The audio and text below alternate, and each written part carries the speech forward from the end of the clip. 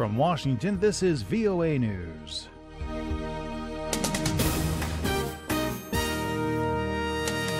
Hello, I'm Steve Miller. At least 29 people were injured when a makeshift explosive device blew up in the London train system during Friday morning's rush hour. No life-threatening injuries have been reported, and 8 of those injured have been treated and sent home. British Prime Minister Theresa May told the nation the danger may not be over.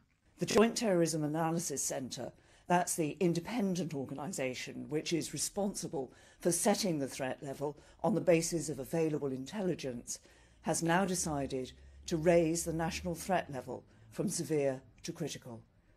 This means that their assessment is that a further attack may be imminent. The Islamic State group is claiming that the explosion was carried out by an affiliated unit. The UN Security Council is condemning North Korea's highly provocative ballistic missile test that flew over Japan. The Security Council stressed that all member states must fully and immediately implement all relevant resolutions. Ambassador Takada Alamu. And the Security Council also emphasized the vital importance of the Democratic People's Republic of Korea immediately showing sincere commitment to denuclearization through concrete action.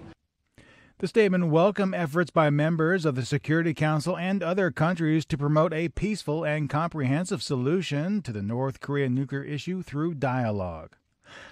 Turkish Prime Minister Binali Yildirim warned that the Iraqi Kurdish plan to hold an independence referendum on September 25 was a grave mistake.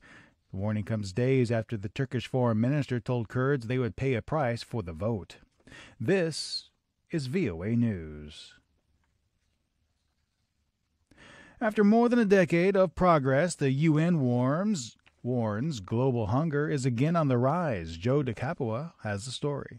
The report says the increase in hungry people is mostly due to conflict and climate-related shocks, such as droughts, floods, and storms.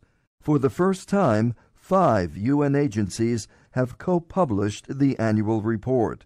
José Graziano da Silva is FAO Director General. We have now 815 million people suffering from hunger in 2016.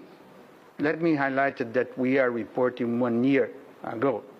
Hope this year 17 the numbers will be better. He says the prevalence of undernourished people has also increased. Joe DeCapua, VOA News, Washington. As the number of Rohingya refugees fleeing violence in Myanmar to Bangladesh reaches nearly 400,000, aid groups are escalating their response to an increasingly urgent humanitarian crisis. Azmat Ullah with the International Federation of Red Cross and Red Crescent Societies. Some of the needs are, emergency shelter, health, medical, water, sanitation, hygiene, dignity kit, food, and of course, the restoration of dignity, because a lot of the influx have had a very difficult time.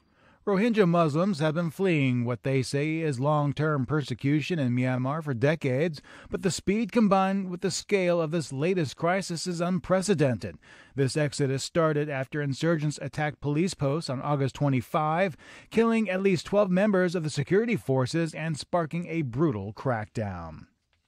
Cuban President Raul Castro sent for the top U.S. envoy of the country to address grave concerns about a number of American diplomats harmed in Havana. There was talk of futuristic sonic attacks and the subtle threat of repercussions by the United States. Castro told the U.S. diplomat, Jeffrey De Laurentiis, that he was equally baffled and concerned. Castro also denied any responsibility. 5 Republican senators are urging Secretary of State Rex Tillerson to close the embassy if Cuba does not take swift action to ensure the safety of American personnel. Peruvian President Pedro Pablo Kuczynski's entire cabinet was forced to resign following a vote of no confidence Friday by the opposition-led Congress. It's thrown the country into political turmoil and forced him to cancel a trip to the United Nations General Assembly. The pre-dawn vote was followed by a heated debate in which lawmakers insulted Kuczynski's prime minister and called for the education minister to resign. I'm Steve Miller. That's the latest world news from VOA.